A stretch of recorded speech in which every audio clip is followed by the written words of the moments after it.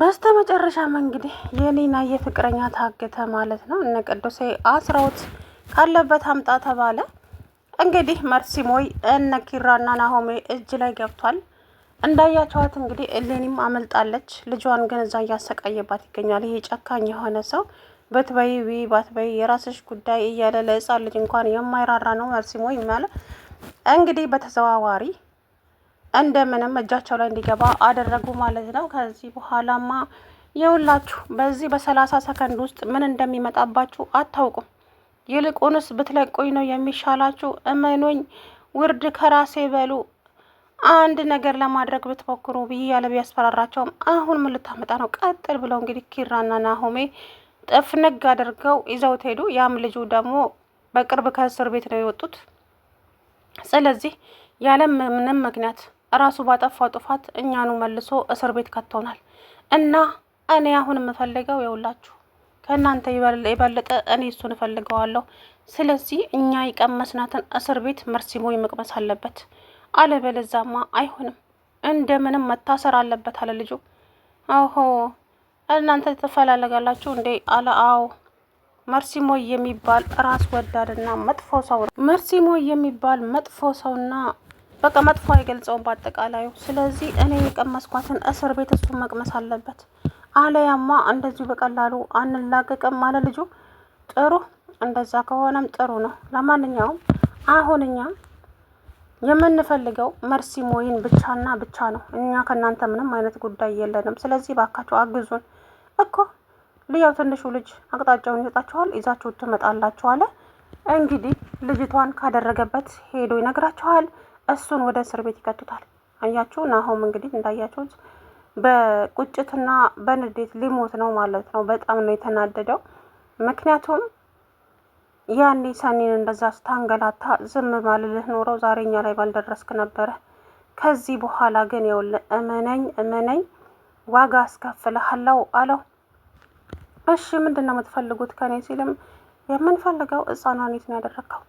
ከዛ በመጀመሪያ ኪራ ደወለና ቆይ ምንድን ነው የምትፈልገው ከኛ ሲለው የቤትህን ካርታ አለው። ምን? እሱ ሲያምር ይቀራል ደፋር አለና ኪራ ላው ላይ ዘጋበ። ከዛ በኋላ እሌኒ ለሱ ደወለችለትና ለዚህ ለመርሲሞይ መጣ። ለወሬ ነው እንደ የጠራሽኝ ሲላት አይ ለወሬ አይደለም የጠራሁ ለልጄ ይሄንን ጁስና ምግብ እንድትወስድላት ብዬ ነው። ከዛን ተቀበላትና ጁሱን ጥጥት አደረገው። በጣም ጨካኝ ሰው ነው፣ የምር ጨካኝ። ምን አይነት ጨካኝ ሰው ነው? ቆይ አታሳዝንህም? ምን አለ? አረ ልጅሽ በጣም ጥጋበኛና ቅምጥል ናት። ስለዚህ እባክሽ ከዚህ በኋላ ለሷ ምናምን የምትይው ነገር ታይ፣ ለራስሽ ብቻ አስቢ። ልጅሽ በጣም ጥጋበኛ ነች አለች አላት። ከዛ በኋላ አረ እባክሽ ከዛ ጥላው ሄደች። ጥላው ስትሄድም እሱም እንግዲህ ጁሱን ጠጣ፣ ምግቡን ተቀብሏት ይዞ ሄደ። ከዛ በኋላ እንግዲህ ያ ትንሹ ልጅ እንደምንም ብሎ መርሲሞይን እፈልግሃለሁ፣ ባለፈ ያልከኝን ስራ እንድታሰራኝ ስለምፈልግ ነው ብሎ ደወለለት። እሱም መጣ። ከዛ በኋላ ናሆም እና ኪራ እንግዲህ እዛ አንዱ በዛ መጣ፣ አንዱ ከፊት መጣ። ምን ለማድረግ እየሞከርክ ነው? አረ ምንም አባቢ፣ ባለፈ እኮ እንስራ ያልኩህን ስራ እንድታሰራኝ ፈልጌ ነው አለው። ከዛ በኋላ እንደ በፊቱ እንደ ባለፈው ደግሞ እሆናለሁ ብትል ይኸውልህ ነግሬሃለሁ አለው። ከዛ በኋላ መርሲሞይ መጣ። አሰራልሃለሁ፣ እገልሃለሁ፣ አፈርጥሃለሁ እያለ እንግዲህ ከዛም እና ምንድን ነው የፈለግሽው? ምንድን ነው የፈለግከው ሲለው የምንፈልገውማ የምንሄድበት ቦታ አለን። ከዛ በኋላ ዋጋህን ታገኛለህ፣ ትመለሳለህ አለችው። ከዛም ይዘውት ሄዱ። እንግዲህ ያለበትን ኒናዬም እንግዲህ አሁን የራሴን ኑሮ ልኖርበት፣ እኔ አሁን ከአንተ የሚበልጥ ሸበላ አግብቻለሁ፣ የ4 ልጆችም እናት ነኝ አለችው ያንን ፍቅረኛዋን። ከዛ በኋላ እንግዲህ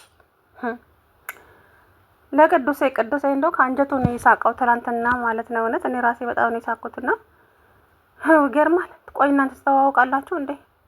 አዎ ፍቅረኛዋ ነበርኩኝ። ታፍርብኛለች መሰለኝ። ለነገሩ ተው እኔ ነኝ የበደልኳት፣ እሷ አይደለችም። እሷ በጣም ተወደኝ ነበረ በሰዓቱ። እኔ ግን ልጅነትም ነው መሰለኝ። ግን አሁን አልፏል ሁሉም ነገር። ግን ልክሳት እፈልጋለሁ። ሰውዬ የራስህን ኑሮ ኑር፣ ከዚህ በኋላ አጠገቤ እንዳትደርስ፣ በህይወቴ ውስጥም እንዳትገባ አለችው ኒና። ከዛ እባክህ ልክሳት ትፈልጋ እንዴ? አሰማም እንዴ? አልፈልግህም አለች እኮ። ሆ ደግሞ ዛሬ የሰማይ ስባሪ የሚያክል ሰው ይዛ መታ ባሌ ነው አላለችም እንዴ? የሰማይ ስባሪ እኮ ነው የሚያክለው ሲል ያው ቅዱስ የሳቀው ሳቅ ማለት ነው። መቼም ያ የፈረደበት ናቲ ነው አለ። ናቲ ነው ስሙ። እንደው የሰማይ ስባሪ እኮ ነው የሚያክለው አለ። የእውነት እኔ ራሴ እንዴት እንደሳቅኩኝ። እናም እንግዲህ ሰንዬ በዚህ አጋጣሚ እሷም ነጻ ትወጣለች ከዚህ ከመርሲሞ ስቃይ ማለት ነው። ምክንያቱም እሌኒ እንግዲህ እዚህ ነገር ውስጥ የገባችው ያንን ፍላሽ ወስዳ ለሰኒ አሳየቻት። ሰኒም ለእሷም ደግሞ በገንዘብ ተደራደረቻት። ገንዘብ ያስፈልገኛል፣ ለልጄ ገንዘብ ያስፈልገኛል። ስለዚህ ልጄን ብቻዬን ነው የማሳድገው፣ ሲንግል ማም ነኝ። ስለዚህ ምናምን ብላ እንደምንም ብላ እንግዲህ ብር ተቀበለች። አሁን አንቺ እኔን ነው የሸወድሽኝ እንዴ ሲል እንግዲህ ከዛ በኋላ ስራውን ሰራ ማለት ነው። ይኸው እስከ ዛሬም እያሰቃያት ይገኛል ማለት ነው የማይረባ ሰውዬ። ለማንኛውም በተዘዋዋሪም ቢሆን እንግዲህ መርሲሞይ እነ ኪራ እጅ ላይ ገብቷል። ከዚህ በኋላ ምንም የሚያመጣው ጉዳይ የለም፣ ምንም ማለት ነው። ቢፍጨረጨር እንኳን እመኑኝ በዙሪያዬ በጣም ብዙ ሰው አለ አላለም? አዎ ብሏል ልጁ ራሱ። በጣም መጥፎና ክፉ ሰው ነው መርሲሞይ። ቤት በኩል እንደሚመጣባቸው አታውቁም። እኛ ከሱ ጋር መፋለም ሰልችቶናል። እንደው ባለፈረትም ይሄንን ስራ ነው መሰለኝ ስራ ልስጣችሁ ሲለን አንፈልግም ብዬ ተውኳት። አንፈልግም፣ እኛ ወደዛ ቆሻሻ ህይወት ውስጥ መግባት አንፈልግም ብለናል ነው እንጂ እሱ ባለፈም ይኸው አልፋታን ብሎ ነበረ። እኔ ምን አይነት ጨካኝ ሰው እንደሆነ ራሱ አላቅም አለ። ከዛ በኋላ እናንተ ከሱ ለመራቅ ሞክሯ። እኛ ብንርቀው እንኳን እሱ ሊርቀን አይችልም። ከምነግር በላይ መጥፎና አስመሳይ ሰው ነው ይሄ ሰውዬ። ስለዚህ ምን እንደማደርግ እንኳን አላቅም አለ። ከዛውን ቀጥ ብለህ ትሄዳለህ፣ ህፃኗ ያለችበትን ቦታ ትጠቁመናለህ። አልጠቁምም፣ ምን ህፃን አላቅም አለ። አታቅም? አዎ አላቅም። ከዛ እሌኒንስ ታውቃታለህ? ከዛም ደነገጠ። እሌኒ እንግዲህ እንድትመጣ ተደረገ ማለት ነው። ናሆሜ ደውሎላት እሷን ነመራው ቤት ተኝታ ልጄን ምናምን እያለች አሳዘነችኝ የእውነት። እናም እንግዲህ እሌኒ እንድትመጣ ተደረገ። እሷን አታውቃትም? አንተም ማትረባ፣ ይሄ እኮ ነው እሱ ነው ያገተኝ እኮ እኔን አግቶ ልጄንም እዛ ይዞ መጥቶ በእሱ አስፈራርቶኝ፣ ግን የት እንዳደረሳት አላውቅም። ልጄን ልቀቅልኝ እባክህ። እንደውም ቅድም አግኝቸው ለልጄ ምግብና ውሃ ወሰደላት ብዬ ጁስ ገዝቼላት ብመጣም ጁሱን ተቀብሎ ጠጣብኝ።